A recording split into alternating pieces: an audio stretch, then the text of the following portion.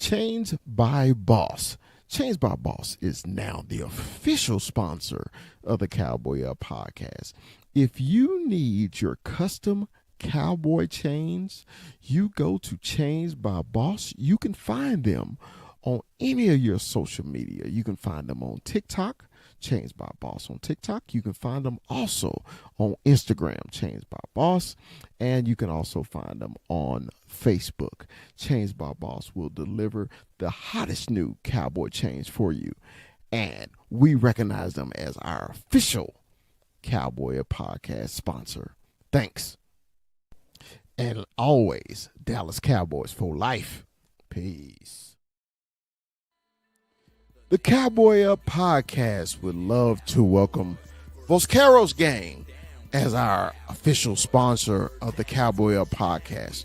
Vosqueros Gang has all your custom stickers, your custom towels, your custom tumblers, anything you need to represent your team, such as those Dallas Cowboys or even those hated San Francisco 49ers.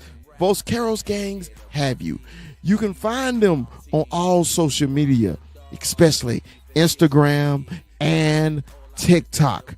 The Cowboy Up podcast welcomes Vosqueros Gang as our official sponsor of the show. As always, Dallas Cowboys for life. Peace.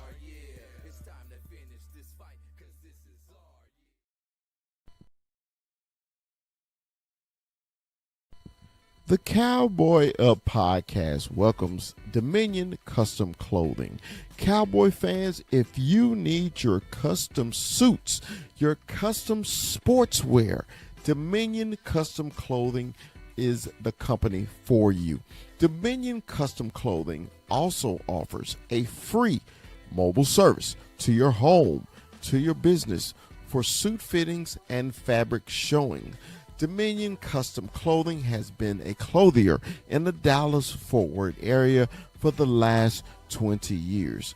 So if you need that suit for the night out on the town or the tuxedo for the prom or special occasions, Dominion Custom Clothing is the company you have been looking for. And as always, Dallas Cowboys for life. Peace.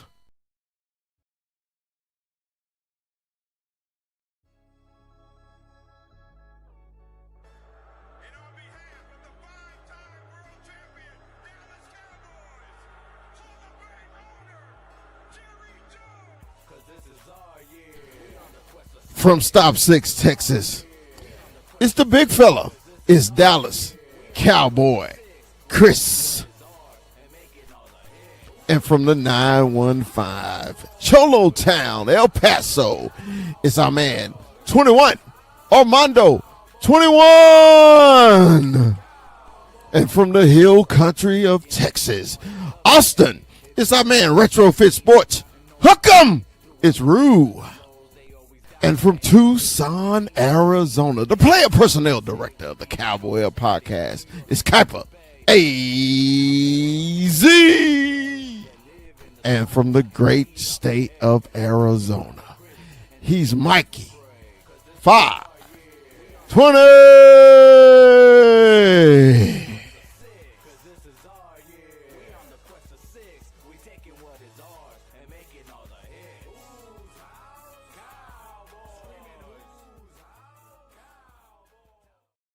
What's up? What's up? What's up?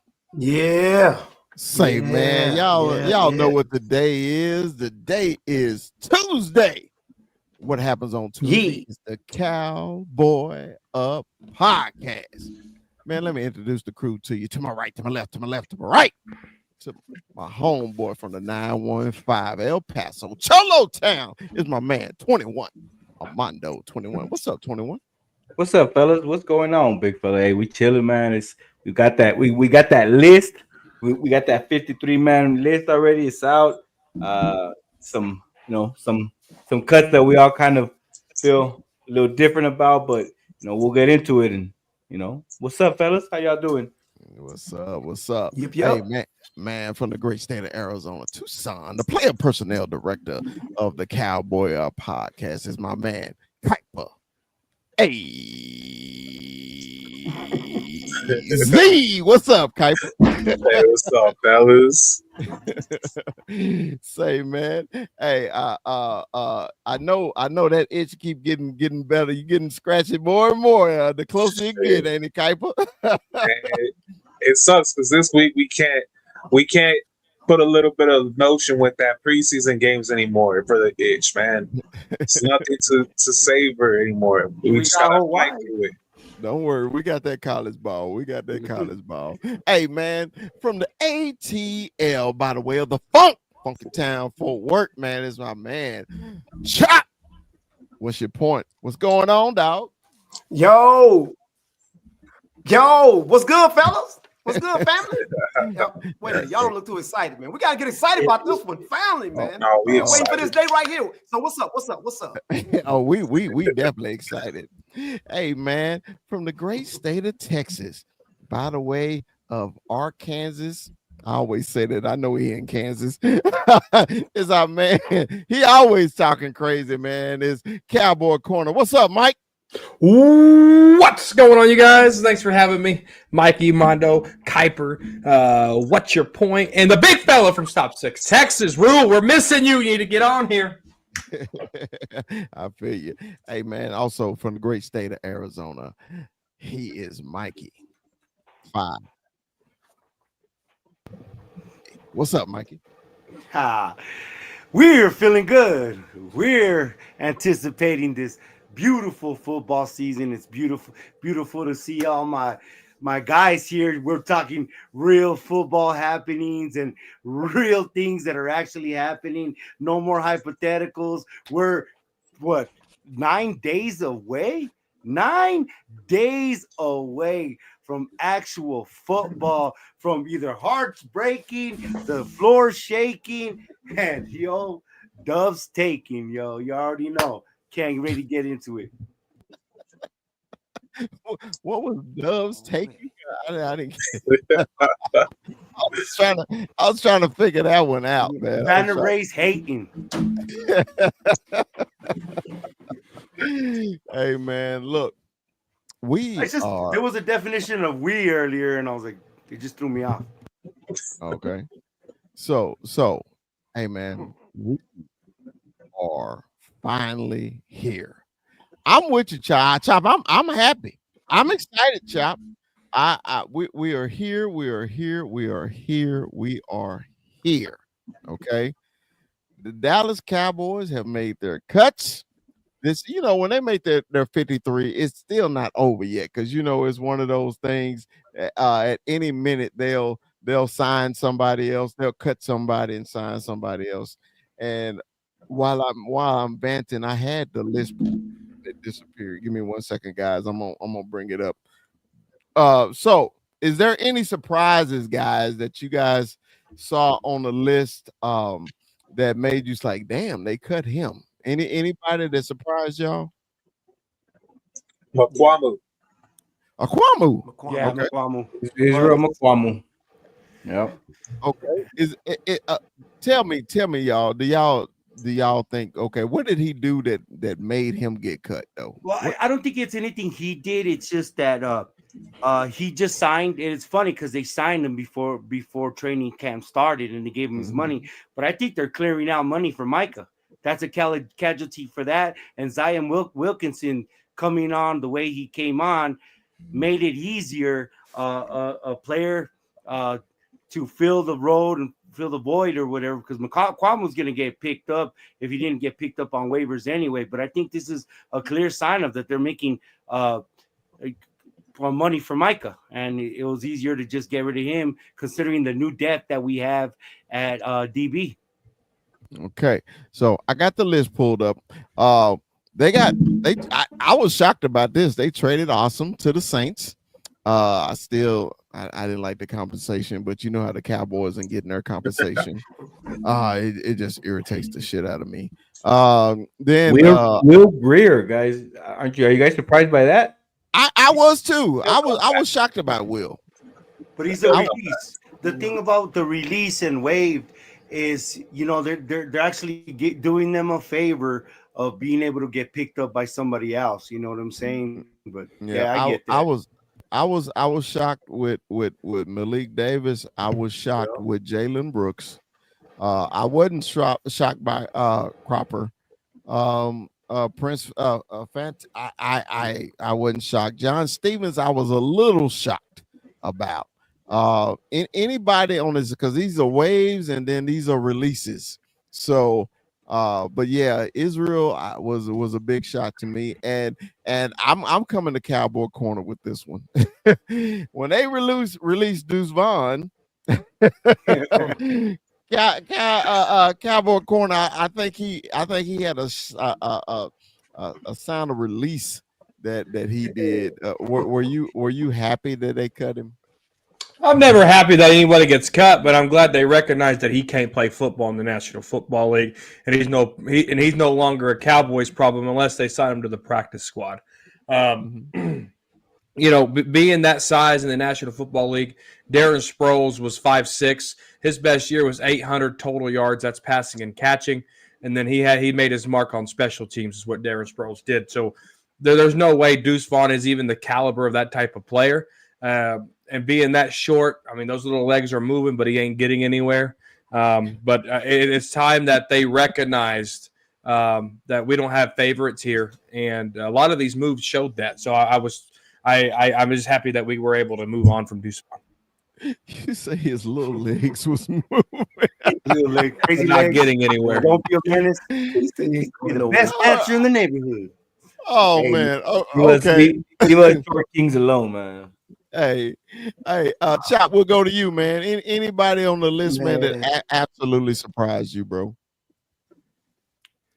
Israel surprised me. That was a surprise, and I'm not sure why they did it, but Will Greer did not surprise me because they're going to get him back. They're going to get him back on the veterans practice squad. So that's not going to be a big deal. Deuce didn't surprise me that much, even though I thought Miles Sanders would get cut. I did, but, because we never really seen him. But again, Deuce will make it back to the practice squad. The tight ends, Fant, Fairweather, Stevens, they all will make it back to the practice squad. And they know they will. That's why they cut them. Wait, can I ask you a question? Talk to me. That you're on there. It's a Schoonmaker making it on. Do you think that cut off a John Stevens, a Fairweather, or a Fant? I think Schoonmaker made it on because where he was drafted at. No. He's been injured. He's been injured almost every year. You know that. He's injured now. Whoa. You ain't seen it? Well, you seen it one game, the first game, I think. Schoonmaker. So you are saying John Stevens Jr. is better than Schoonmaker? Is that where y'all are doing right now? You know what? It's a hard case to have, and I know where you're going with the injury thing, but if Stevens wasn't injured, did you see that guy play? I mean, you haven't seen him play. He's had 2 ACLs in 2 years. You haven't even seen him play. That's what he said. That was his caveat. Right. That was his caveat. So a guy that we haven't seen play, we're going to dub him better than the second-round pick from Michigan, Schoonmaker. That's what we're going to do? Well, we viewed him from his college tape. Okay. And the college tape from Michigan, hey, Schoonmaker looked great. But this is what, third year? We're just going to overlook that what he did last year with 3 different quarterbacks? Yeah, we're just going to overlook that? He was just a tight end. He was a tight end that made a lot of first downs, that made a lot of big plays. When Schoonmaker number was called, he stepped up. That's why Schoonmaker's on this team. He earned that spot. I think that second year for Schoonmaker was big. That first year we kind of were doubting, but that second year he did step up, and this season we'll see. But I thought Fairweather did more than enough to kind of show us a little bit of staying on that roster, and for him to get cut, it was kind of surprising with Fairweather. And I think Lukey took that roster spot as well. You know what I mean? That's that tight end. I thought Luke got cut. Go ahead. No, I'll tell you what. We're going to see about Schoonmaker because Brevin Spann-Ford might shut him down. For real. They're horny. We're going to find out. He They're- might they're shut him what? down. They're what for We're going to wait and see. They're very eager for Mr. Stanford. Yeah, you can't They go were back on dubbing that. him the second coming of James Novacek. I wasn't a But he fan. was looking I good. wasn't a fan of Brevin Spann-Ford. I really Oh, wasn't. But he after has the watching body. him, Go ahead. I'm sorry. no. Just after watching him for real, I wasn't a fan of him. But the second year when he came in the late part of the year last year, I was like, wait a minute, this guy can actually play. Because I thought he was a count body. Honest to God, I did. But then when I saw him playing, and you can almost the eye test. I have an eye test thing. I can't look at all the stats. I said I have an eye test. With or without Schoonmaker, glasses? Me, both. But Schoonmaker to me, he just looked like a tall, big guy from Michigan that made it. Now he did good in Michigan. The system was a little different. But Brevin Spann-Ford, he just has some dominance about him. He has some dog about him that I didn't really see, but he has that dog in it. Well, to not poo-poo Schoonmaker, I think he's more complete. I think Schoonmaker is a better blocker, and if we're gonna be running the ball, we're gonna need that. Brevin Spann-Ford hasn't showed enough. I'm down the middle. We know what Schoonmaker is, but we like the potential of Brevin Spann-Ford, and I hate the word potential. Like, motherfucker, it can make you delusional for days. Like, this relationship has potential. 3 kids and losing your house after that. Yeah. So it is what it is. But I'm sorry to hijack your show, Chris, and No. go back. we go back to. I do got a surprise though. That CJ Goodwin is surprising because he's been our special team, luck charm, but it seems like somebody else has filled the role or they just let that roster spot. I got 2 surprises here. Okay. Mikey does make a good point about special teams, but my special teams guy is Buddy Johnson. Buddy Johnson getting releases. I mean, I get it. I mean, the linebacker core is the best strength on this team, but Buddy Johnson getting released is kind of big. And then Marquise Bell, I don't get the hype there at all. Linebacker 1 year, strong safety in the next. Now he's behind Malik Hooker at a free safety. He's just playing musical defense. Well, I would rather have Keeman Hall in some capacity over a Marquise Bell. So my 2 surprise would be Keeman Hall and Buddy Johnson. Well, you just said it out loud. Say it out loud again. That's just the line of difference between Hooker, Marquise Hall, and even Keeman Wilson. Hall. Even Wilson, because I just think sometimes our safety play is not fit for the new style of defense that we need. You know what I mean? We love that Wilson could slam dudes and cause fumbles. We love that. But those blown coverages and even Hooker blowing coverages, that just shows a lot of the line of how close they are. I like Wanye a lot. Don't get me wrong. And then we did like Mukwamu back there, but like I said, I think Mukwamu is a product of saving money and paying Micah because he's gonna get paid. Wow. Okay. So let's talk about who's actually on the damn team. Let's talk about that. All Now right, you want to start the show. That's what you're saying, right? Yeah. Let's talk about who's on the damn team, right? Okay. So we got our reserve pup list, everything like Overshown, Mingo, Turner, Revel, and Butler, Josh Butler. Man, seeing 2 corners on there still irritate me. I think they still need to make a move there. Joe Milton made the team. Only reason he did because they gave up a 5th round pick for him. All right. Are you happy, guys? Are you guys happy with this offensive tackle group here? We got Guyton, Steele, Thomas, and Cornelius. If Guyton's healthy, yes. Okay. If he isn't, then they shouldn't have let go of La'el Collins. Yeah, I was really shocked. I was shocked that they got rid of La'el though. What? If Tyler Guyton isn't healthy, then yes, you should have brought in that veteran still. I get Thomas was really good. He is. Yes. But you still need somebody else in there. You still need to keep that depth chart up.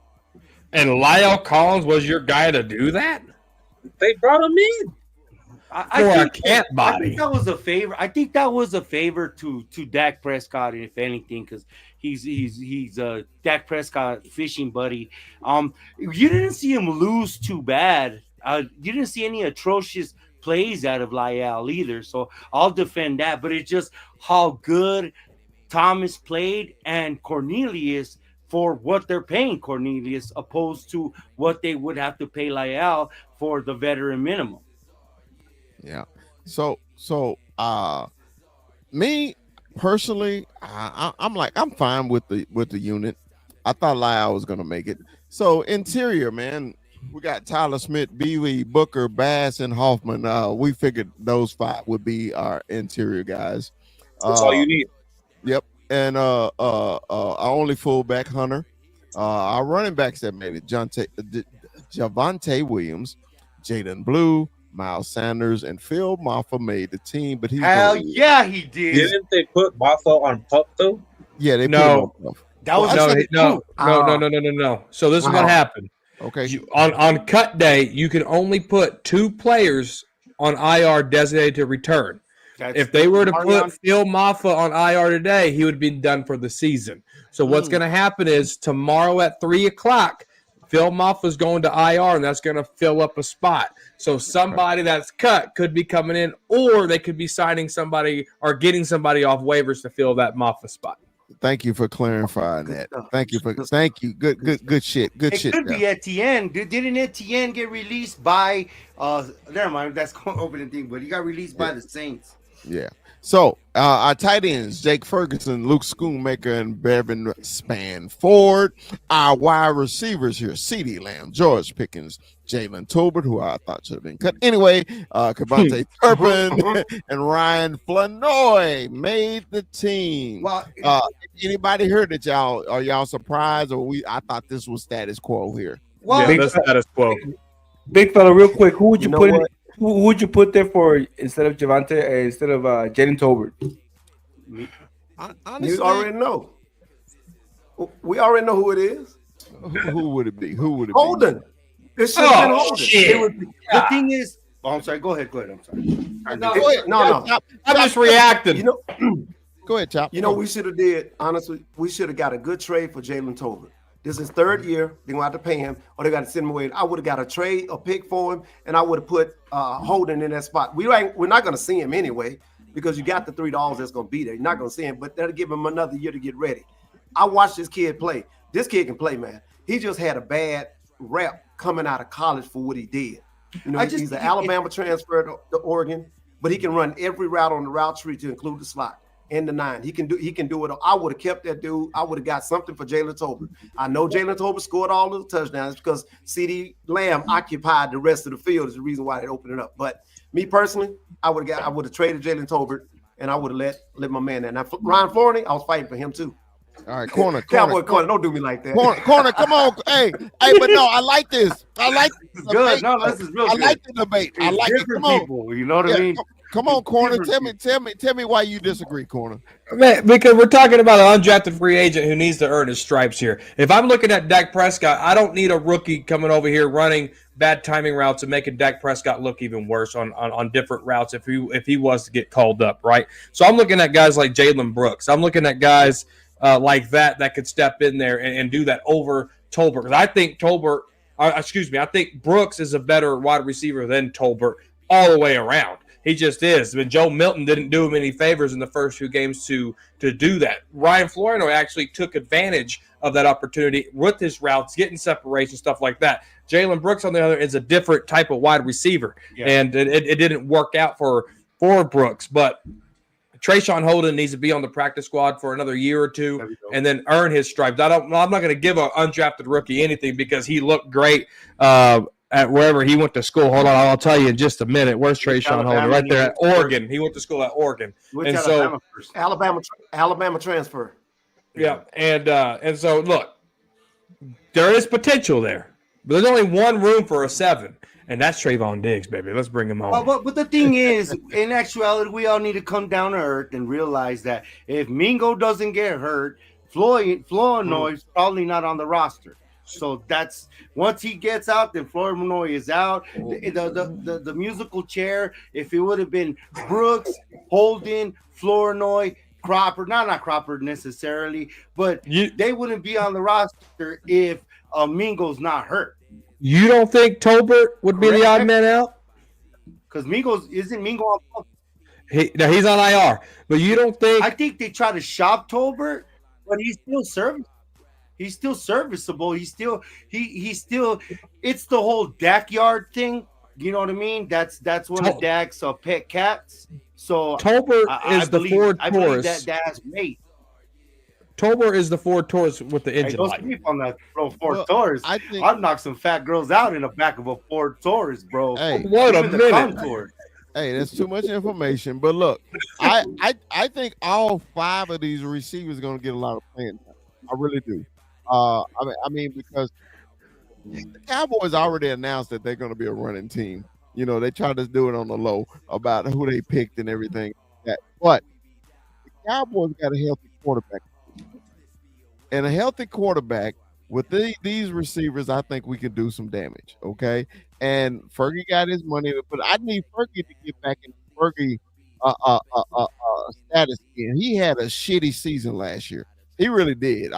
We Cowboy fans, and sometimes we can be a little biased, but we know a little biased. I mean, he didn't play well, so he needs to get back where he needs to be. But I think the top 3, just because you think about it, they only kept 5 receivers, so that's telling me Turpin is our number 3, right? Do y'all think Turpin is the 3? We'll go with you, 21. Do you think Turpin is the 3? Yeah, I think Turpin is that 3. I think they're gonna this year. They've put it out there with Turpin. I feel like you have Shotty coming out here and talking about Turpin's gonna be a big asset to this team. I think they're gonna not only use him in with the wide receivers, but we've seen him in packages where he's gonna come out that backfield. So yeah, I think that he's that 3, and they're just gonna use him different routes and different schemes they're gonna use him in. Yeah, Kuiper, tell me about the 5, man. What do you think about these 5? I like Turpin as 3. Field stretcher, speed kills on that one. You're not going to really see that much 3 or 4 wide receiver sets. At most, the 3 sets. It's just what comes with the scheme. Mm-hmm. That's just the scheme. So they'll probably rotate Tolbert and Turpin for the same roles in the offense, but you're going to see a lot of just CeeDee Lamb, Pickens, and 2 tight end sets. Hey, any chop corner? Or what do y'all think about? I will say this. I will say this.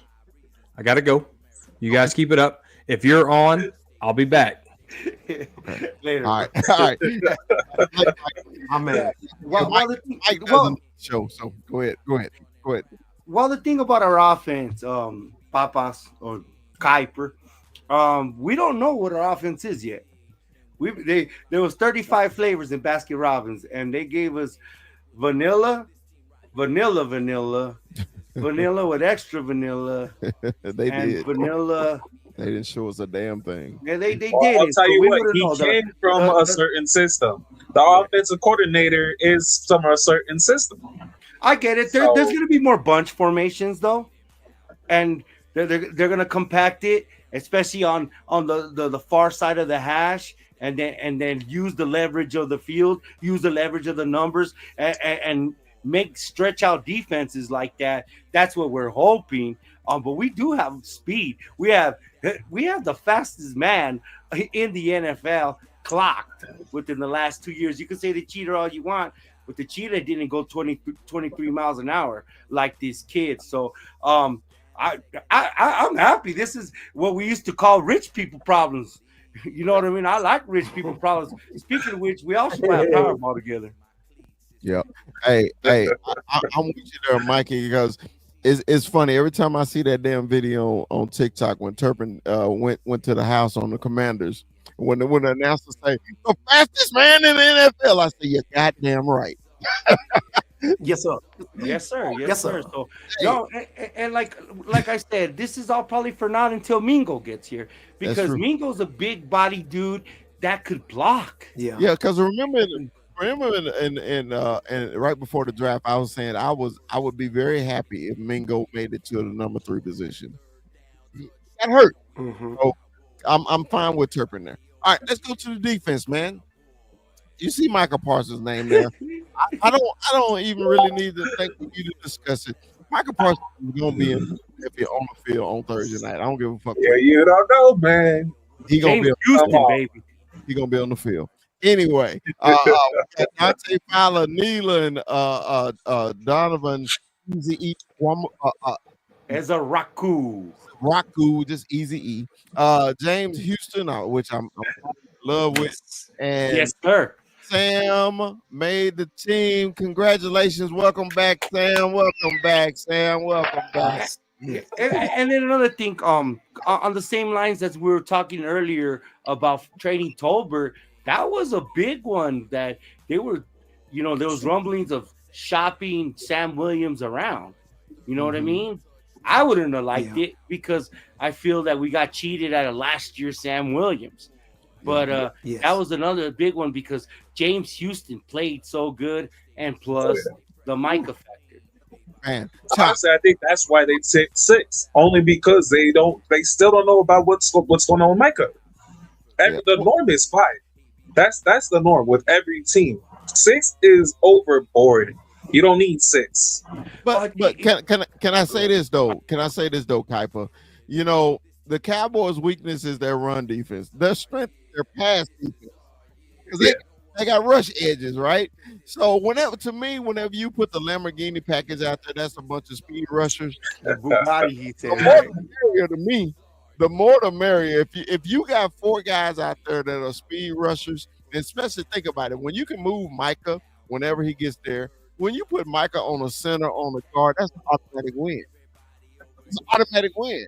So hey, the shortest points to anything is a straight line, right?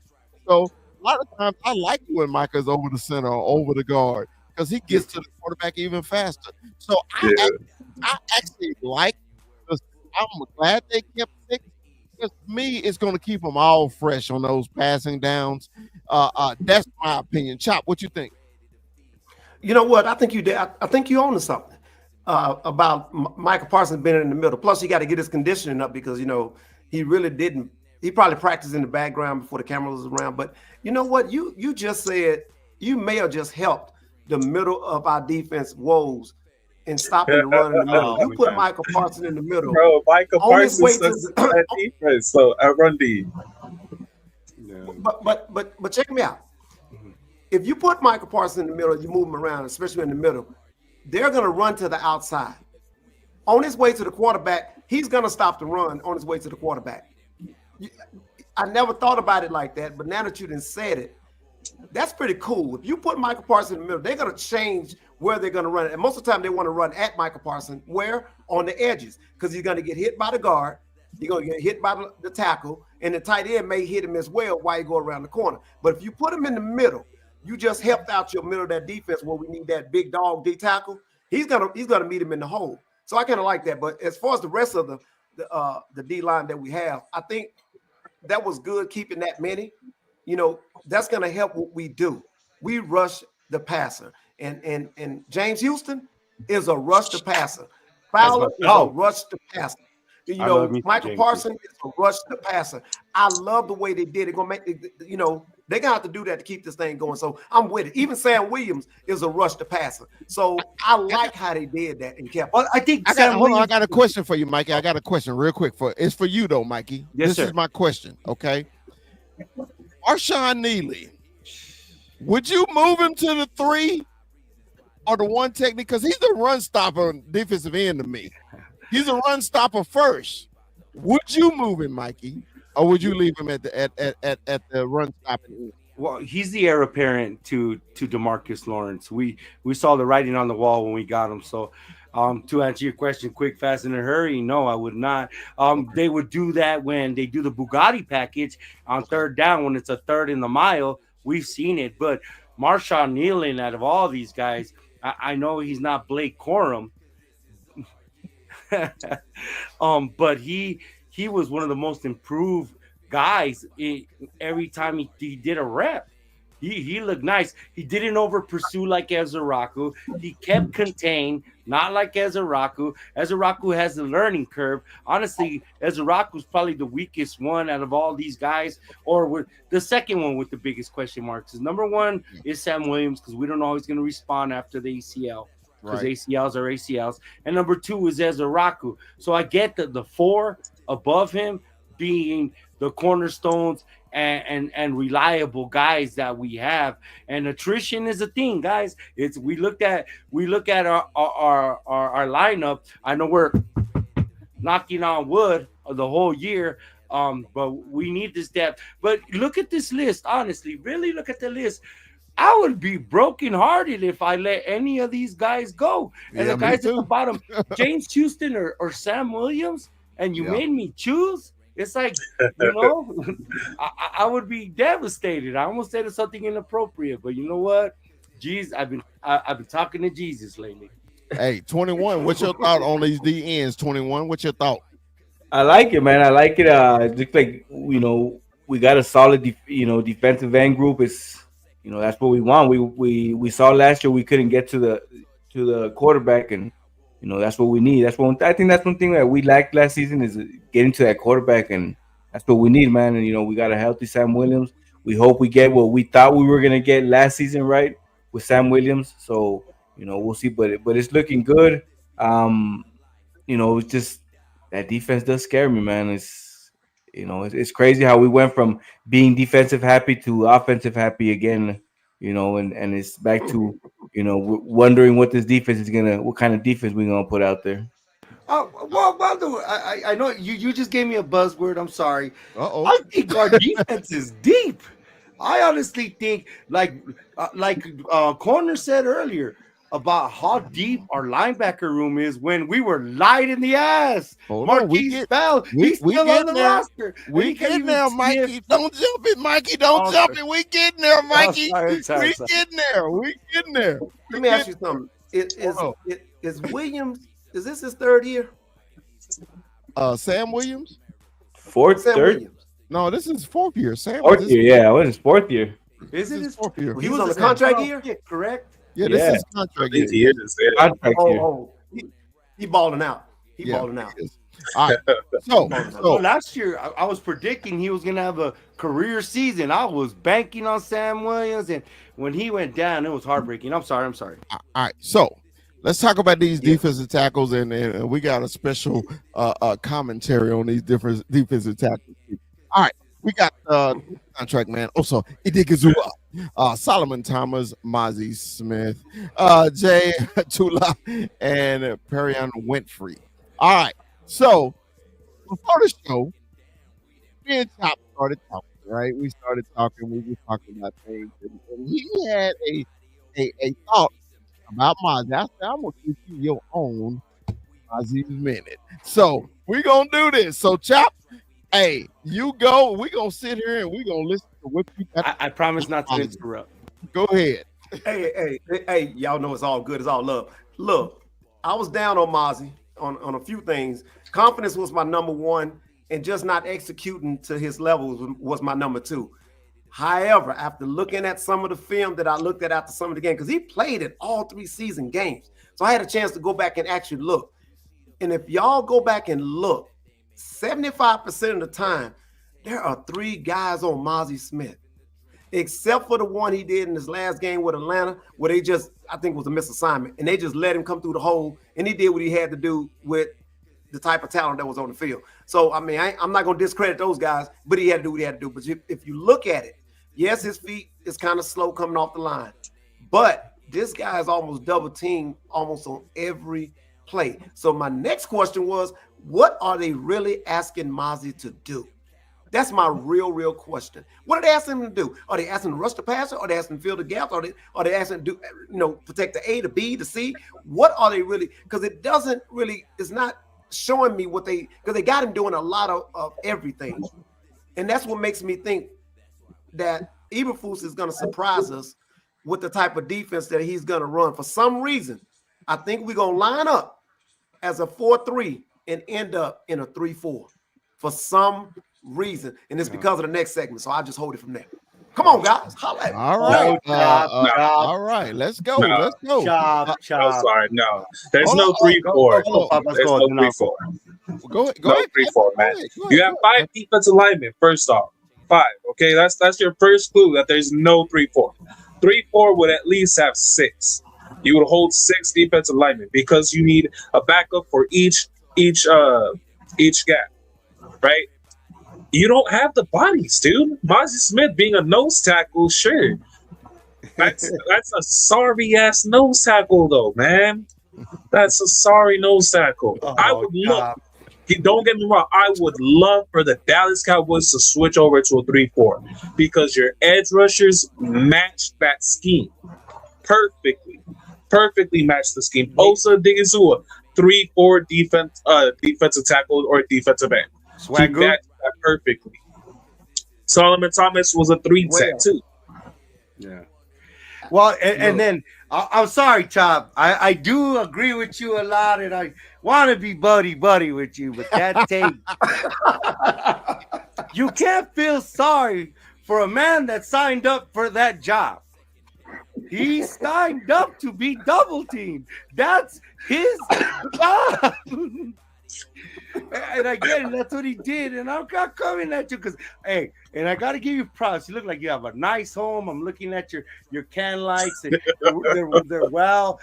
they're nice. I'm an electrician, and I look at that kind of stuff, and I'm like, man, they're spaced out perfect. But anyway, I'm not going to come at you nasty or dirty, but he signed up for that, so I don't feel sorry for him. And I'm glad they kept on Perion Winfrey and Jay Toya, obviously, too, because they could have cut Jay Toya.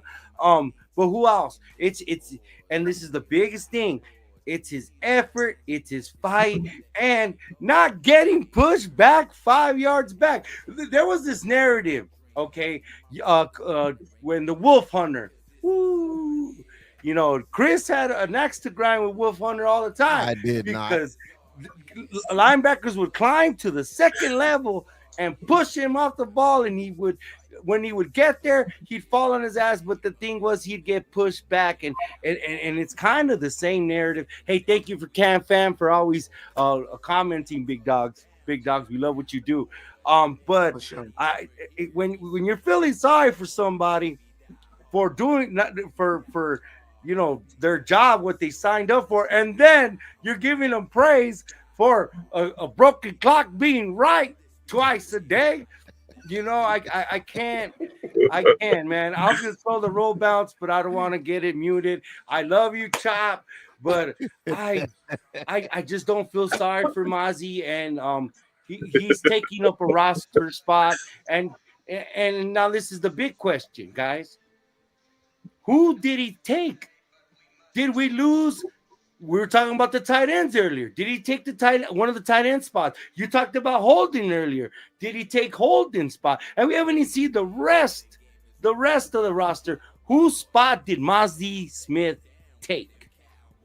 All right. I don't think he took anyone's spot, and I just think they didn't have nobody else to fill in that gap. Yeah, but I do believe he's gonna do what they ask him to do it. But back to the 3-4 real quick. I don't mean run a 3-4 every down, but I went back and looked at some of the film from either these last two defensive coordinators. They was running a lot of 3-4 in a 4-3 formation, because what they did was they lined up Digazua, they lined up that other D tackle that we had. They dropped Parsons a lot right in the linebacker position. So the reason why I said that, because I'm looking at, we haven't got to the linebackers yet, so I'm kind of jumping over. But I'm looking at the linebackers we have, and I know Mozzie is Mozzie, and I know Osa is Osa. It'll be so much easier to have 4 linebackers shooting those gaps than trying to build a D tackle a sure D tackle to stop that run. Kuiper, That's all I'll say. Eagles, Yeah. though, not against the Eagles. You know Go what ahead, I'm saying? go ahead. No, I 100% agree, man. Get 3 DTs in there, make Michael Parsons an outside linebacker, and just fucking plug every single gap in the front and let 2 linebackers, Maffa and Clark or whoever you're going to put in there, read the gaps and just... Luafau. I think you Luafau, you mean. Luafau, yeah, Luafau. Right. Let them read the open gaps and go for the ball. 3 defenses, I think Osa would heavily benefit from that. So would it be more of a Wade Phillips 3-4 or a Parcells 3-4? Because remember, DeMarcus Ware. Well, it has to be a Wade Phillips. It has to be Wade Phillips. Parcells ran a real 3-4. He had the big boys. He had the big boys up there. So definitely you know Wade why we Phillips. can't do the 3-4? We used to do this a lot in 2016 when we had 2014 when we had David Irving there. He was light, but he was such a dog. We would be able to do that on 3rd down. Remember, we would do that on 3rd down, Right. where we rush. We'd only have 3 down linemen and then an extra DB or an extra linebacker on the field. But we can't because the likes of the lack of our nose guard, having a nose guard, a true nose guard. Right. So Right. 21, what you think, y'all? I know you got your fresh chain on, your new star. I know you ready for see it. season and shit. So what you think about this, man? We see that. I mean, for me with Mozzie, I think Mozzie was lifted for that depth. We talked about it. Mikey said it earlier. This defense is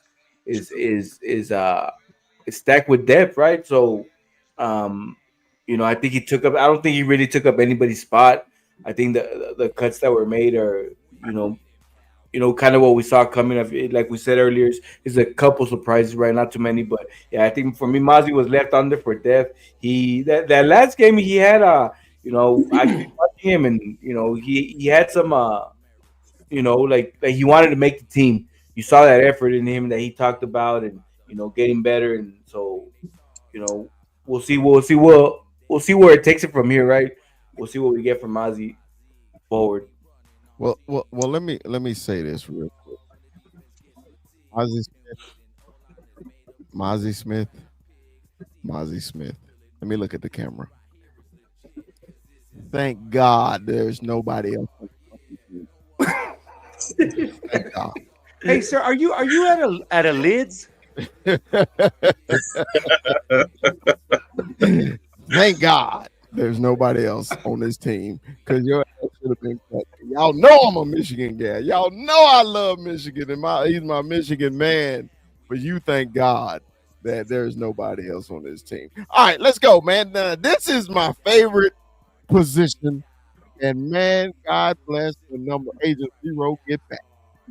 When Agent Zero get back, oh my God. I think Jerome Clark will be inactive a whole lot. But we got Luafau, Sanborn, who's becoming my new favorite white guy, Keith Murray, Damone Clark, and Shamar James. Hey, fellas, what do y'all think about the group? Run stopping? I love it. Love it. Love it. I just have question marks on the pass coverage.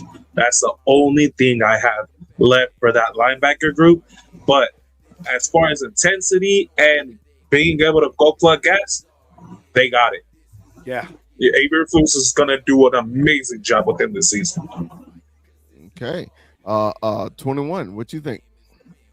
Just like Tocayo over there say, this new Eberflus system with these linebackers, and we've seen it, like you said, Sanborn, in preseason it's looking amazing. It's just, I'm excited to see it on the field. I'm excited to see it against these Eagles, man, for sure. Yeah. Chop. Linebacker core, man. How you feel about them? I love it. And Kuiper just brought up something that was really important I didn't think about. Which one of these linebackers can cover the tight end, in y'all opinion? Because they are run stoppers. That K9, Keith Murray, he is a dog. He nothing coming up through the middle if he's in the middle. He's a dog. But which one of them can actually cover? Now, I'm It's gonna thinking be about my Louis man, Fowl. Louis Fowl, Damone ain't it? Clark, right? It's gonna be Louis Well, Louis Fowl Fowl. can ain't cover, but He's the cover. remember he's the Damone cover. Clark at LSU? He covered a lot of tight ends. I don't know what happened when he got in the field, but it? when he Yeah, was at LSU, I wish we can get covered a lot of LSU tight ends. Damone Clark. I wish we can get LSU Damone Clark on this team though. but that's the only issue I really see. This is a good linebacker core, and we got a good defensive coordinator to put them in the right place in the right position to make plays. So I have no ill feels about this one. I love it. 520. Well, that list looks. Put that list up again. What's Put the it list? up. Here come the list, Mikey. There is Put the the list. list. There's the biggest name is missing on it, and that makes me so happy. You know how we were in that purgatory of freaking Deion Dawkins throwing anybody his way. That Buffalo game hurt us going into the playoffs. It gave, of course, you knew you could run it on us, but it put that doubt in our team. Then Green Bay came in and mollywopped us, as the big fellas would say. But that was the biggest blueprint, and now this is the best depth. I gotta applaud, the good fortunes, and at the same time, this front office learning how to pick. Man, I like Shamar. And I ain't talking about Shamar Moore. I know y'all women like Shamar Moore, but I like Shamar James like our women love Shamar Moore. And you don't know who Shamar Moore is? Google it. And they're like, oh, yeah, my lady likes Shamar Moore. That dude is like LL Cool J. He like Bon Jovi, bro. I be loving him, bro. And I love that the depth. If football is a game where you're gonna have opponents are gonna beat us. It is clamping down on third down and clamping down on the red zone. Points are gonna get scored. The not giving up the big play and reducing touchdowns to field goals, and we're doing that with good linebacker play. I'm excited for our linebacker room and our defense in general. Man, my biggest thing with the list, reason I'm falling in love with Jack Sanborn is because when you see him, he goes to the fucking hole. He fills the fucking hole and he makes the fucking tackle. Language, I'm sorry, but linebacker play is so important to me. Okay, it is important because if you're gonna be a run stopping team, you gotta have run stopping linebackers that fill the fucking hole, take on the block, shed it, make the fucking tackle. I'm sorry, I'm cursing.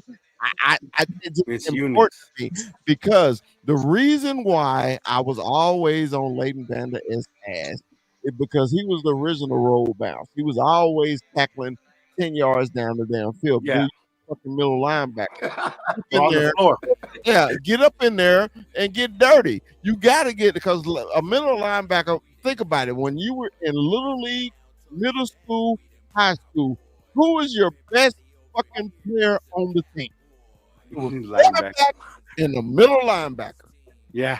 Quarterback and the middle linebacker were your two best players on the team. Oh, running backs too, man, because we grew up in an era where running the ball was okay. But the running backs play linebacker. Yeah, the running backs play linebacker.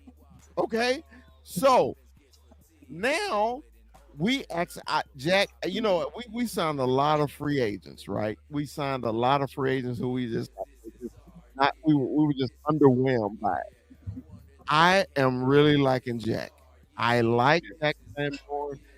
I like the way he played football, and I hope he continues that. That's my 2 cents on these linebackers. Louis Fowl, I know a lot of you guys like him.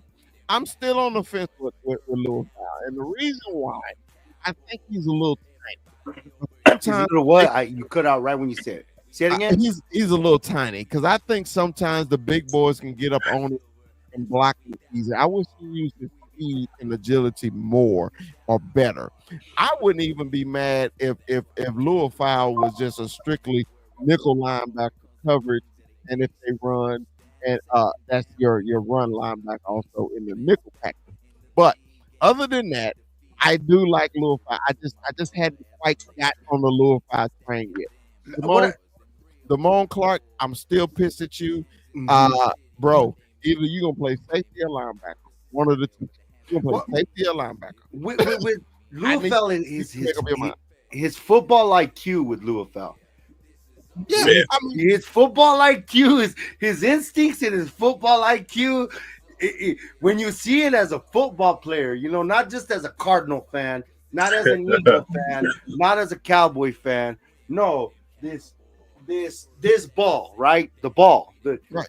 This ball fan, and the way he plays it, and he anticipates, and then even a little stutter, and then he plays contain just with just an instinctive move, and then makes the running back cut back inside, and you're like, chef's kiss. Like, this kid just knows, or drops back right in a passing lane. I just love the kid's his football instincts, and I wish Damone Clark had more of that.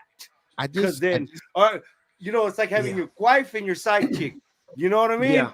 You want to put them together and make the perfect woman. I just want you to pay attention to him a little bit more, okay? You know, the big fella, I analyze a lot of things, right? And you know, if something catches my eye, I'm focused on it, right? So with Marist Liufau, there's certain things that he do on the field that I've not been happy with, okay? I'm not saying his IQ is bad. I just think sometimes his angles are bad. I think sometimes he let the big boys get up on him too fast. That's just my opinion. Okay, that's all I want y'all to do this season. I just want you to watch that on Liufau. Okay? We'll revisit this for sure. We'll revisit. 21. You got anything on this? Nah, big fella. I think we're good. We're, you know, with this linebacker core, I'm just, you know, I'm excited to see the speed this way, especially, you know, they're gonna, you know, last season we saw we couldn't get up in there and stop that run for nothing. So, you know, with these linebackers, I'm hoping it's different this season. So we'll see. Yeah, Kuiper, I just want you to chime in on this. Am I off a little bit? I want your thought on Liufau.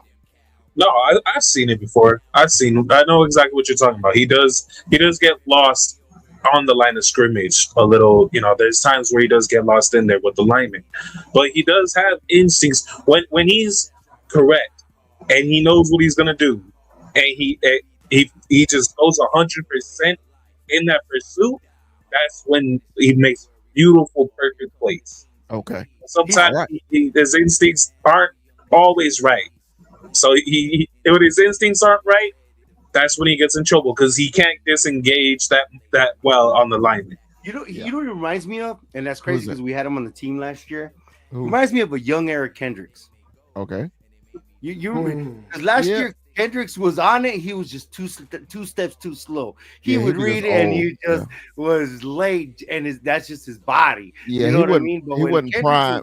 He wasn't prime Kendricks. Yeah, he was. He was already out. Good point though, Mikey. Yeah, good point. Good point. Let's look at these cornerbacks, man. These cornerbacks. All right, they activated Trayvon, which was a good thing. Deron Bland, Elam, which I think Elam had a good camp. Booth, he had the pick 6 in the last game. But I'm still concerned about him. Zion Childress and Carson. Chop. Out of the group, baby, who are you surprised about the 6 we have, or you think these are the right 6? Man, Chris, I'm gonna be honest with you. Go ahead. This is where I'm really scared at. This is where I'm just. There you go. I'm scared, and the reason I'm scared is because Diggs is coming off an injury. He's not 100. You got Bland, who they're gonna go away from because he's a savvy veteran. You got Elam, which got a little dog in him, but this is new. Then you really just got a toss up. Honestly, we ain't seen Kalen Carson. Nope. Andrew Booth, we know, you know, they practice with him. Everybody throwing the ball over there. Yep. Now, Childress, only because he's a rookie, but he will tackle.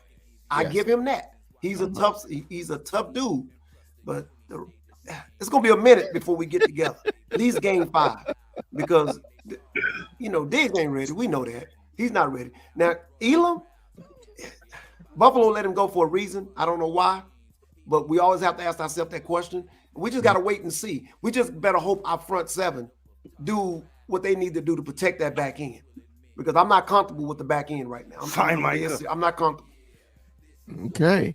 21. What you think about your cornerbacks, baby? What you think about your cornerbacks? I'm with Chop. I think this is where we're gonna, need some help, if anything, is this cornerback room.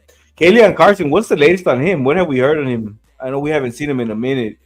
As far as They gave him a lot of money. did they?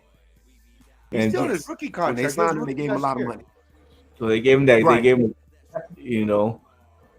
So Yeah, they paid it's just with me with him is I know he came out hot, and that first season we saw him in training camp, and we had high hopes, and it was all downhill after that. But so this is where I feel the question marks are at, right?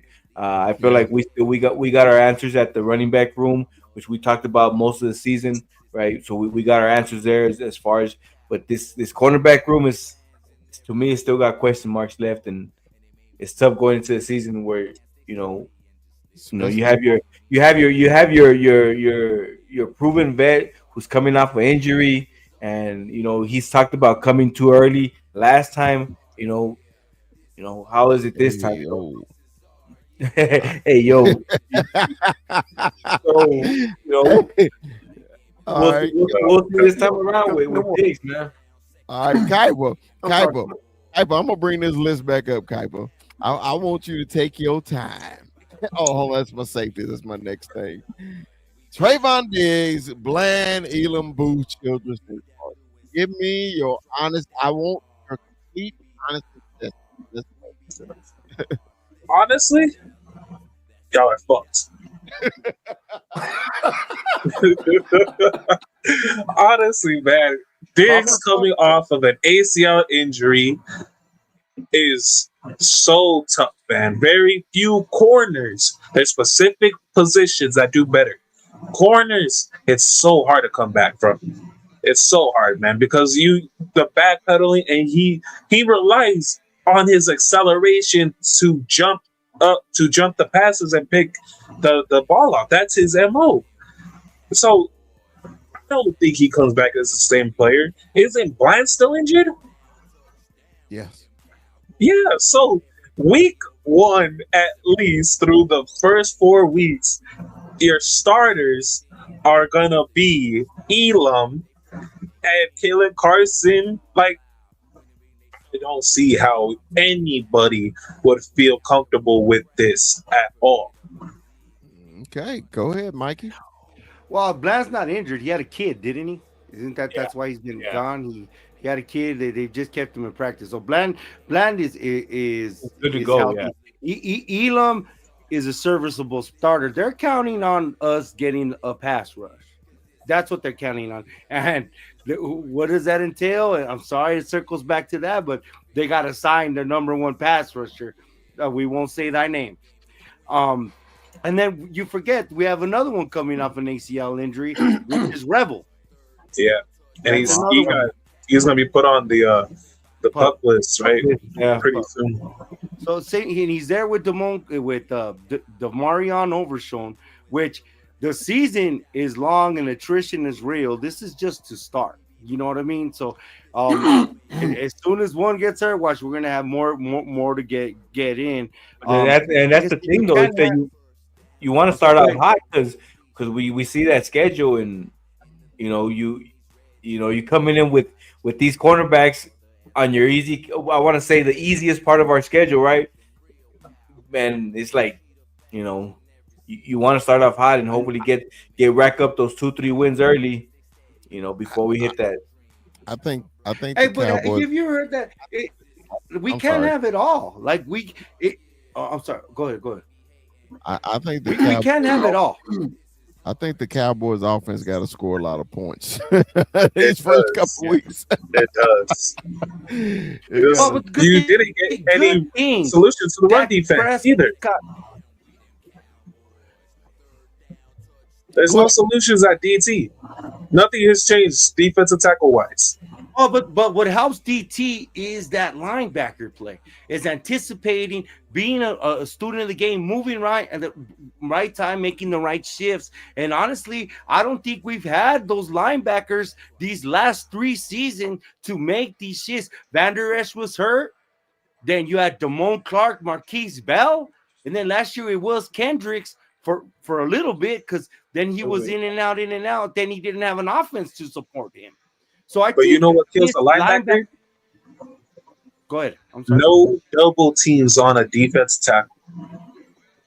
No double teams. That means there's a free offensive lineman going straight for a linebacker. That's going to kill them. Nobody's double teaming any of these guys on the run D. And Eberflus, I believe in, because coaching has a lot to do with it, okay?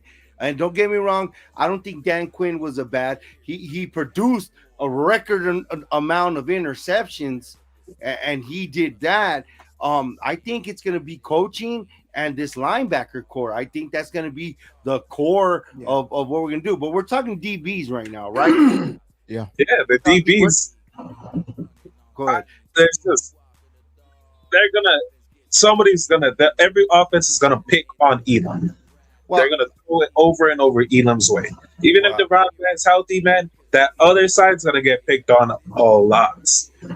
But that's that. I get it. And ifs and buts were candies and nuts and stuff, we'd have a Merry Christmas. This is the NFL.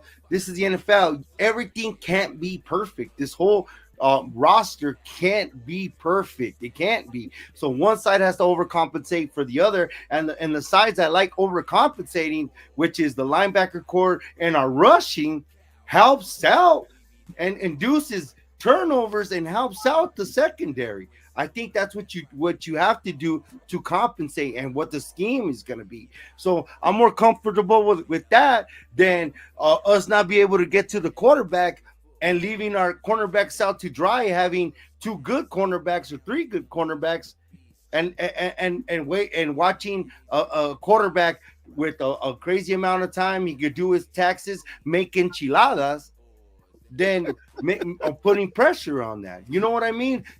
We can have it all. And you know that too, being a Cardinal fan in your roster. You got to be able to scheme it up to that. And I really, really believe in Eberflus in that. But all we could do is just say it and then wait till it happens. So our last 2 positions, safety, I think it's status quo. Basically, it's the same thing we had last year. There's no change, really. Wasn't last year trash though? Yeah. So, I like the old Wilson, Thompson, and Bell at safety. Any thoughts? Are y'all concerned? Anything? There should have been some sort of addition. That they should have cut one of the starters and replaced them. Okay. With somebody, anybody. Man, Justin Simmons is out there in free agency right now. Go sign him. But why is he out there? He didn't make it work with the Giants. He didn't make it work with you guys, right? Justin Simmons. That's Isaiah. Yeah, I'm talking about the Broncos free safety. Thank you, man. Thank you, player personnel. Come on, man. You know he's a player personnel director. Well, you know Malik Hooker. With his team, I look at everybody's team too. Go ahead, Chop. You know Malik Hooker's not going anywhere. His boy's back, which is Eberflus. That's what made him that dude they went after, because of Eberflus. So Hooker's not going nowhere. I thought they may move on from Dono, because he's bad in coverage, but he's good in the box. And they probably want to save a little money, but they didn't. Wanya has always been a dog. He just could never get on the field. And remember, Bell got hurt early last year. He's another dog. So, I mean, if you can upgrade from that and save some money, I think Donald would have been the only one out. But I'm kind of fine with the safeties. All right, 21. What you think about these safeties? We'll go with it. I think I'm with Chop. If anybody that kind of I think should have been out was Donovan Wilson. We saw his coverage. His coverage is not that great, but I'm good with it. I do think like AZ did say, I feel we should have got a little bit younger in one of those spots. We did it, but we'll see. And this is my only issue with safety. I need one of these players to be Darren Woodson for me. Can I get a Darren Woodson? Because remember when the Cowboys was great, he had great safety play.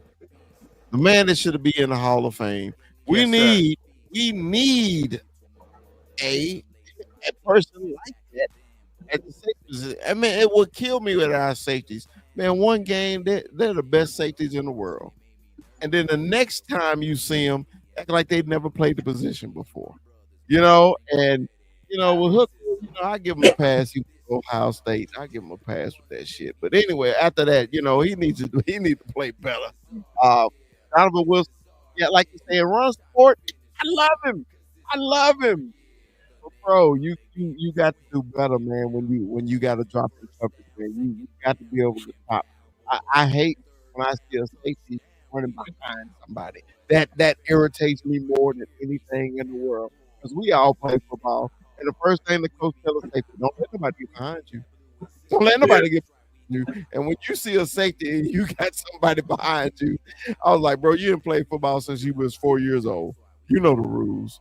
You know the rules. All right. So, of course, our special team players are status quo. Aubrey, Anchor, and Trent is our deep snapper. Hey, that's a great gig, man, where you can be in the NFL and all you do is snap. I love that. People can't hit you no more either. So it's a great gig to get league minimum and play for 20 years, huh? That's a great fucking gig. The best seat in the house, too. But best kicker in the league or second best kicker, best punter in the league or second best. I am really happy with our special teams. I have no complaints about that. Any concerns for you guys on our special teams? Not at all. Hey, Probably the unit on the team, honestly. Yeah. hey, it's the first time we had a consistency on anything. Oh man, I even like our You know what, Chris? Go ahead. I do have a question for the family. Okay. Do y'all think that the reason why we don't see those safeties no more is because the NFL changed the way that they hit? Yeah.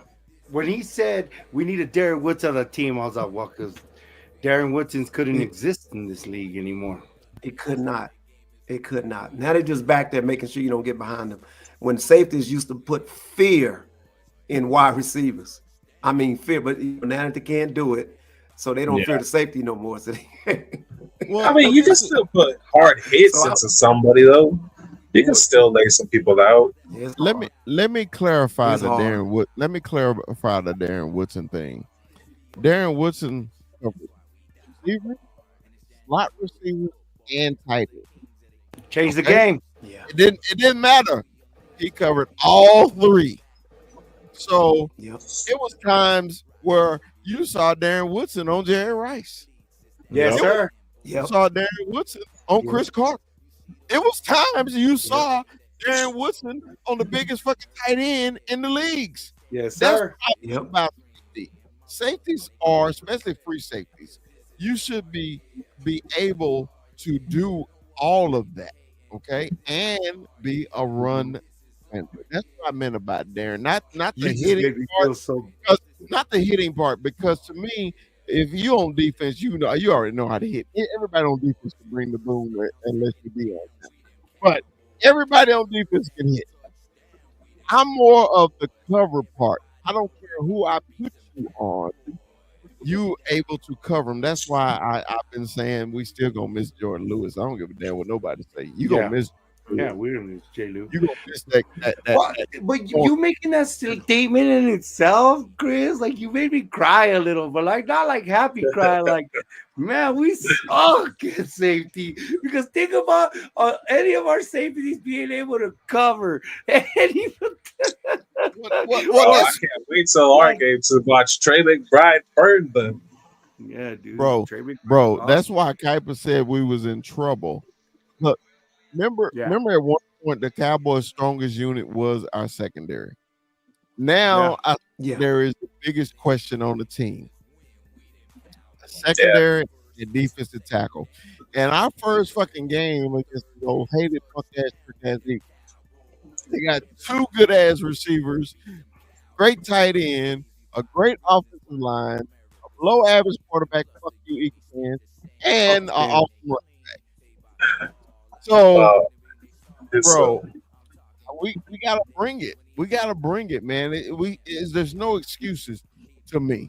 There's no excuses. We like I said, we brought in a lot of. We had 30 new players, but it seemed like if you look at the defense, it's the same status quo. I mean, really look at it. It's the same fucking people. Who's on the defense other than How do you say that? We just talked about our freaking linebacker room. We didn't have this linebacker room. I think But all the linebacker room has done really is grow with the new grow. coordinator. If Thank anything. you. Yes. I say other than Sanborn, everybody else is K9. And K9 and what we saw out of Demarion Overshawn. You know what I mean? Like, and Shamar James, when we talk about this run of linebackers that we got, let's say fast forward and in 2 years, God willing, Jesus, blood pressure. We're gonna be like, man, this was a good guys that we picked up and supplemented a weak spot, and I think that's the heart of the team, like you said, Chris. The direction, the heart, the moxie, the vernacular, the instincts, and the acumen, and that's what I think we've lacked since Sean Lee has vacated. All right, so now I want to talk about good point though. Thank you, Mikey. That's a good point. But let's talk about I'm this sorry, now. boss. No, you're fine. That was a great point. Let's talk about this now. The 53 is set, but we know it may be a change here or two at the bottom of the roster. Okay. Now, after the 53 and after the cut, is there somebody on another team that you think, hey, Cowboys, we need that player that got released? Is there anybody, Kuiper? I'm gonna start with you because you are expert. Is there anybody that you think the Cowboys should go and fetch them now? That's kind of hard, honestly. Any run stopping DT, anybody, literally, just sign a DT for the love of God. Sign a DT. That's all you really need to do, man. Sign somebody. Bring some competition for Mozzie at the very least, because there's still a big chance that he can get cut still. Just because he's on it, that the pup is gonna get him cut by week 4, in my opinion, because they're gonna bring guys in, they gotta cut him. But other than that, man, there's not really that much. I would say somebody that you guys would love from the Cardinals, Darren Hall. Darren Hall's a corner that I think would probably be right under Elon for you guys. Ball hawking corner. He jumps the ball and plays the run beautifully. I think you guys would love it. And he's 25. Okay. 21. Is there anybody or are you, I guess the question is, because I ain't never content. Are you content with the roster, or is there anybody on the roster that you think we should make a move and go get? With me, I'm with Kuiper. I think we need to get a defensive tackle, but also, I wouldn't mind them seeing going after a corner, right? After a corner, so maybe a veteran. I don't know who's out there, So we'll see how they handle that. We got a lot of cuts going on. I guess yesterday, right? Yesterday or today was all the cuts. So we'll see. Today was the cuts. We'll see who's out there. I really wish they would go out there and get a cornerback, a proven cornerback. I know Gilmore already signed with somebody, right? Gilmore is out there for a little bit, but I think he already signed with somebody, So we'll see because that's the room that we kind of all agreed is kind of iffy, So go pick somebody up. We'll see if they go do that. All right, Chop. Are you content with the 53? You still looking for changes? And how do you feel? Well, I'm basically like Stephen Jones. This is a 365-day thing. We looking for talent all the time. So I agree with 21, and I agree with Kuiper. DT is the main thing I'll be looking for right about now. Yeah, corner, and I think you said Stephon signed with somebody. Gilmore, he signed with somebody. I thought he did. I'm not too sure though. I thought he might have went. I'm not too sure. I gotta check. Let me check. Yeah. If he I thought he didn't, then when this thing is over with this 24-hour period, because we got to wait for these rookies to clear Yeah. the thing in 24 hours, we're gonna know more in about a couple of days, and we know that roster we see today is definitely going to be different by Sunday. We know that already. So I agree with 21 and Kuiper, man. It's that DT. That's the only thing that really scares me besides corner. But if Stephon Gilmore is not signed, I do believe the Cowboys will bring this cat in because he knows the system. Well, not really, but he can play. He's a veteran. He can play. So that's all I need is a veteran that knows formation, that knows how not to get toe down. You know what I'm saying? You know what? I think he did play with Eberflus. Yeah, he did. He He did play with Eberflus, man. Have it, Mikey. He did. Yeah. When he did was with the on Colts. Colts. Yeah, right after Carolina, he went to the Colts. Play with Eberflus. I'm gonna put it to you guys this way, right? There's somebody in here with a broken laptop. I'm not gonna throw anybody in the bus, right? So say you got a broken laptop, right? But you got a pink slip on your light bill. You need to pay that light bill before you buy yourself that laptop. Referring to, we can't be going shopping for nobody until we pay that.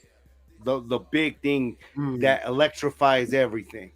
So before we go bargain binging and spending money in this cap, we need to have this cap right, work it out, and pay this man that is a plus multiplier for this defense, which would be a plus multiplier for the secondary. And that's like having another person. That extra second that quarterback doesn't have makes those players better. Like Dak Prescott should be the plus multiplier on the offense, how he owns the East. We need Micah Parsons to make these players better. So before we even go bargain binging, you know what I mean? I know he's under contract. I get it. But let's take care of Micah before we get anything done. And that could segue into all those Jerry comments you want to talk about. All right. So we're going to transition, man. We're going to get into this real deep next Tuesday.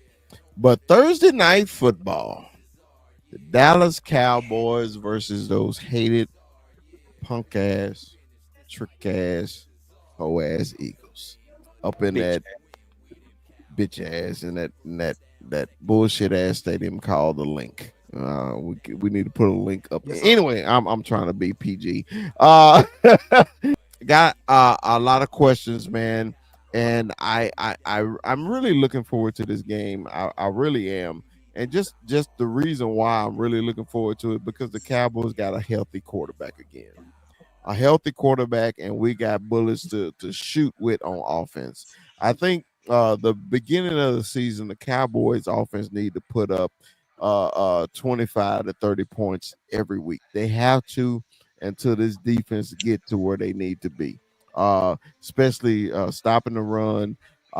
If we do or don't have Micah, we need to keep some of the pressure off of the defense. So I'm looking to number 4 to do that, to help this team move forward. So the question to the panel, okay, when we get into the link, what especially are you looking for the Cowboys when we get into the link? We'll start with Chop, and the reason we're just gonna stay there right now because next week we're gonna get in depth. We're gonna break this fucking game down, and we're gonna go. So, Chop, what are you looking forward to seeing the Cowboys do opening night, that Thursday night in the link? First of all, I need them to come in there with confidence, and I need them to start fast. I was looking at the Philly defense, and I know we're gonna have time to break this thing down. Their secondary doesn't scare me at all. Period. Now that front four, and maybe a mediocre, three linebackers, they came out last year, but it's really the front four. The thing that we have to really deal with. I do believe I want the Cowboys to come in with confidence. I want them coming in and set the tone early. Come in with that smash mouth mentality first.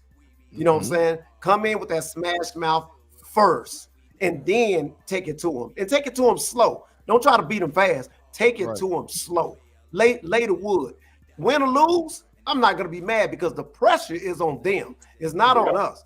They're the Super Bowl champions. They're getting the rings. They're getting the flags. They winging around and all this other kind of whatever. We ain't supposed to be really nothing.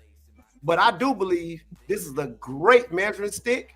I can't wait. I'm glad they the first game because the pressure's on them and it's not on us. I'm going to love it. 21. God damn, Chop, you ain't got me hyped, man. I'm ready. It's Thursday already. It's appropriate, too, because he's from Atlanta. And he's talking about let's do the Usher offense. Nice. All right, 21, man. 21. What you thinking about? What are you looking for the Cowboys? What especially you need to see in the league? I want the Cowboys to come in here and show me that this offense is going to be clicking. We haven't seen our first team out there. We've been talking about it. We've been anticipating it, and I want to see how they're gonna click, right? This first team, we got a new receiver we haven't seen out there. We've seen the training camp videos, but this is game time, and I want to see that consistency with his two receivers. So hopefully Dex gets out there and does what he does with this NFC East and takes care of them. Kuiper, same question to you, baby. I want to see physicality. These past few years, the Dallas Cowboys have been a finesse team. Yes. They haven't been a physical team. I need to see that change because that's the systems that you brought in. Yes. And on top of that, I need to see preparedness. Something that shows me that their coach actually knows what he's doing. That's what I'm talking about. Physicality. 520. What do you expect to see up in the link? Well, first, because we haven't done this, subscribe, please, to the Cowboy Up podcast. All the guys and all the gentlemen in here, Cowboy Chris on TikTok. Follow Cowboy Chris that has it online. We already know 21 Armando 21, Mondo 11. What is it? 2132 on TikTok, and our boy Chopper from Atlanta. If you like, subscribe, hit that bell all the time, and if you like us, tell your friends about us all the time. Man, this is the best time of year. I'm excited. Me and Mondo are gonna be looking at or Papa's gonna look at it on the little screen because we're gonna be watching his little brother play at JV, so it's gonna be interesting. My heart's gonna be torn in three. But what I want to see is football. I want to see us have a starting quarterback again. The purgatory that we lived in last year. Sometimes it's necessary, but we only got so much football years in our football lives, and to lose your starting quarterback is walking depression. I've said that and I said it again. So yes, I want to see a semblance of this physicality, of this whole culture. That's why we got Booker. I want to see Tyler Guinan healthy. If he's not in there, Thomas, you know what I mean? We don't know what our offense is going to be. As Sun Tzu says, the best element of war is the element of surprise, and we got that card in our hands right now. So that's what we got, and that's our advantage. And yes, I want to see their shit-faced freaking Eagles have that shit smell after we curve stomp their ass and that banner don't mean shit. Then we could really say 5 is bigger than 2, ain't it? And that's what we'll always say. So I want to see my quarterback on. I want to see what George Pickens looks like. Because we talk about everything, but we got George Pickens, y'all. It put us back in the conversation, just like Andrew Hinkle said. It puts us back in. It puts us back in. Can you read what he said, Chris, in his last comment? I don't have it up. I don't. Oh, I'm sorry. He said something that he wants a semblance of, us being in there. They hate us. We hate them. Let's go. Because football is here. There's Christmas morning, but this is grown man Christmas morning, and it's gonna start on Thursday. All right, let me tell you what I'm looking for. The big fella may have a little profanity in this. You gonna have to excuse me, because it's fucking football season now, right? It's grown. Hey, like they said in the movie, Chop. It's grown man business now, baby. It's grown man. Yes, sir. Business. Bring it. It's grown Bring it. man business right now. I need the Cowboys to come to. I need the Cowboys to go to the link and be grown men. Get in there and you kick the shit out of these punk ass, trick ass Eagles. You need to let this start from the beginning when it's fucking play number one. Kick their ass. Be the aggressor. Don't be sitting around waiting on these punk ass Eagles. Because if you sit around and wait on them, they're going to put 50 on your ass. You need to get in there and punch their ass in the mouth. That's what I'm looking for. I'm sorry, I got a little razzle dazzle. I had to. No, what did Jimmy Johnson say? What did Jimmy Johnson say when you find a gorilla? Say it. Shit. Hey man, you gotta punch these motherfuckers in the mouth. I'm sorry. In the mouth. I'm sorry. With F. You gotta punch them in the mouth, man. You can't be No passive. I'm so excited to see number 4. I'm so excited to see George Pickens. I am so excited. Now, as my caveat, I need my offensive linemen to play well, because as Chop said earlier, their best part of their defense is their front 4.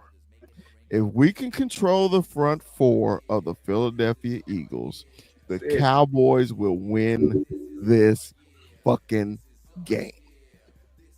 It's all about our offensive line and their defensive line.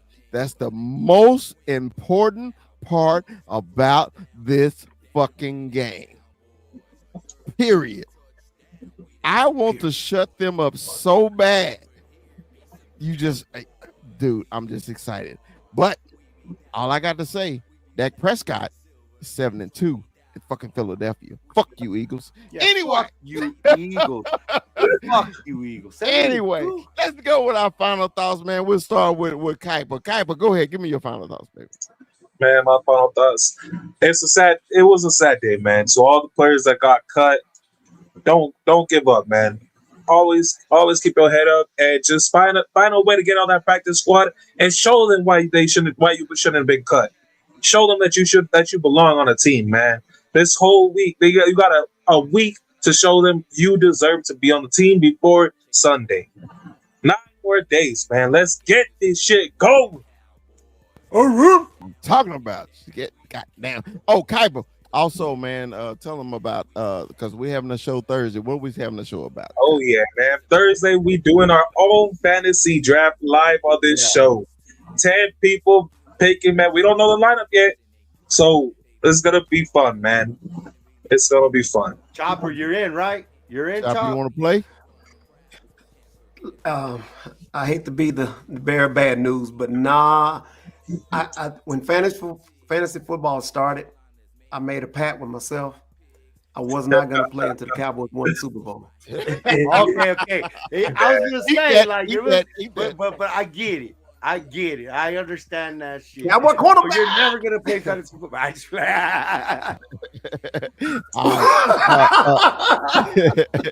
All right, 21, man. Give me your final thoughts, 21. We 9 days away, man. 9 days away. It's almost here. You know, I'm excited for it. Just like Mikey said, man, you know, tell your friends about us, man. Like, subscribe. You know, that time of season is here. You know, just be ready, man. Let's go. right. Chop, give me your final thoughts, baby. Yo, final thoughts. I always appreciate you fellas, showing the love, the knowledge, and what you do and all your podcasts. I see y'all on TikTok, man. I appreciate that. I'm loving being inside the room. But it's a few guys I want to send mass shout out to, just to piggyback off of Kuiper, Chris Vaughn, and Deuce Vaughn. I have to applaud you for the professionalism that dad and son did while dealing with the Cowboys. I think that was awesome, the way you came in, even the way you exited right now. I just got to applaud you. And for my personal guy, Trayshawn Holden, I do believe he will be signed by somebody. Say what you want. Hey, keep your head up. Keep your head up, Trey. We know who you are. Do your thing. And I just cannot wait for Thursday. I'm itching. I'm liable to sit outside for the next 9 days. You know what I'm saying? I can't wait for Thursday. Let's go, boys. Let's go. Let's make it do what it do, baby. Too much mosquitoes, bro. Too much mosquitoes, bro. All right, Mikey 520. Give me your final thoughts, Mikey. Well, guys, I always say this, man. This is a privilege. It's a privilege. Like we say, I say this every year. Even though somebody's absent, he gets his ass on the show because all it is bullshit. But neither here nor there. It is a privilege, no matter what. Every football season that comes and goes. Yeah, we say it's our year every year, but maybe this is the year, and I wouldn't have it any other way with the way it's going on and going week to week and all the way. And we want it to happen, and were it to happen, it'd be the memories that we make. And life is short, and I appreciate each and every one of us always doing this. This is more than a hobby. We take this serious. This is life. Like I said, like, subscribe, tell your friends about us. And right now we were shared to 70 different groups on Facebook. Ahorita estamos compartiendo otra temporada. Todo el tiempo viene y va la temporada y queremos que es el año nuevo, que este año vamos a lograr, pero este año sí vamos a lograr. Y si los quieran nosotros, mañana va a ser el podcast Mis Cowboys con Eric y ya sabes, mis mismos gentes que tengo allá en ese podcast, aquí los estoy disfrutando y compartiendo con ustedes. Y si te gustan, pues dile a sus amigos, puro pinche Cowboys. C. All right. so Cowboy Corner. Cowboy Corner. Muy bien. I shared the international this to international to the same subscribe. All right. I'm buffering, but anyway, Cowboy Corner. No. Give me your final thoughts, baby.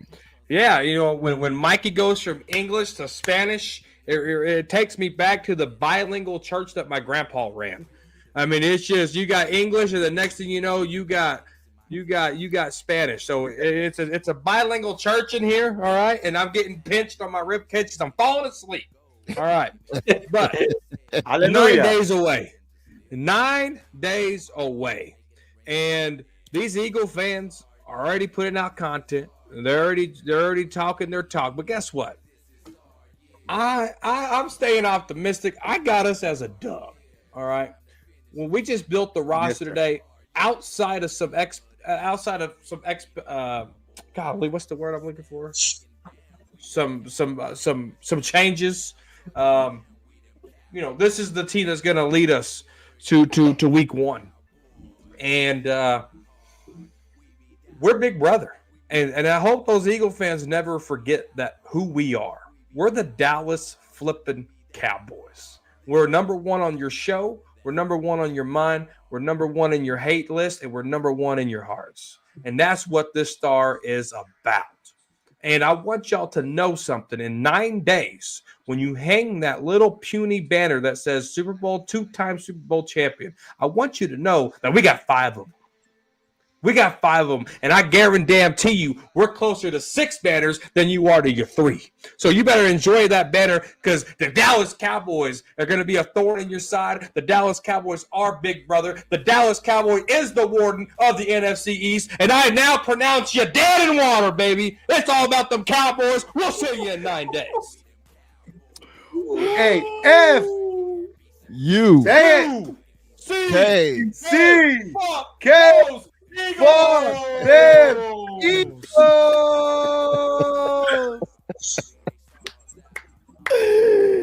All right. Look, man, it's hard to file a Cowboy corner when he's pumped up. But look, it's real simple to me.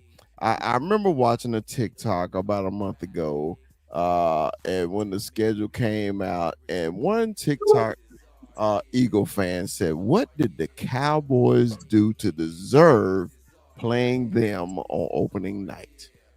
And I said, "What? What the fuck did she say? What did we do to deserve to play them?" And I thought about it. I said, "Well, what the fuck did they do to deserve to play us? Because if it's not for this fucking star, you wouldn't be shit. You was in existence since 1930 something. The Cowboys came around in 1960, and we gave you a 35-year head start, and you fuckers finally got 2. What did we deserve to play? What did we deserve? What do you deserve to play us? We tried to keep you fuckers relevant in the 80s. We tried to keep you relevant in the 90s. You had a couple good teams. Okay, you finally caught fire. You beat Tom Brady. Then you come back and you beat Patrick Mahomes. Congratulations. You padded your team. You paid for your team. You got for what you paid for. But one thing you didn't get, one person you don't have a winning record against, is number fucking 4. Number 4 is back. We're going to see you in the link next Thursday, and we're going to talk about this shit in depth on Tuesday. Like we always say here at the Cowboy Podcast, Dallas Cowboys for life. Puro pinches Cowboys. Hey, you know the White House had 5 rooms they were fucking in? That Michael Irvin was a genius. Peace.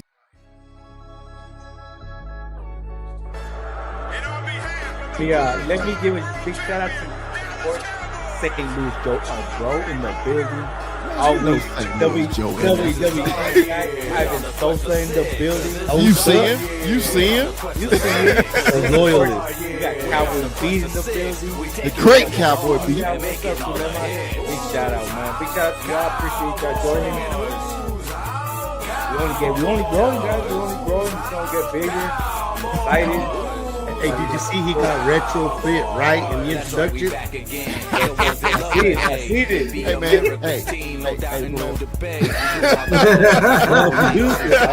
Videos, dancing. Hold on, player. Sometimes I screw up, player. But hey, man. Players fucked up. Hey, yeah, players fucked up sometimes. Yeah. In this first day of pad. Say, man, we all played, man. It's just something about that first day. Ain't nothing like it. It is nothing like it, man. Because now to me, tomorrow tells the truth. Today was the but tomorrow tells the truth. This will tell you about I'm sick of this shit, man. I'm sick of this shit, man. I know we all co-hosts, but I like to have a little quick monologue before we get into a subject. Your ass always got to spread shit and eating wings and Motherfucker sprinting. Calm down. I haven't sprinted in 5 years. Calm down, Mikey. Calm down, Mikey. What you sprinting right now? Yeah, we got a long show. We can go as long as you want to, man. So 21, what you got for Brock today, man? Pleasure to meet you, Brock. I appreciate the love on TikTok, man. Shout out to Brock, man. Welcome to the show. So hey, I got the hard hitting questions, so I got the controversial. Yeah. You'd have come out with that Whataburger In and Out one, right? We kind of keep it light, but big fella, I gotta hit him with Walter Cronkite up here. Okay. Drake or Kendrick?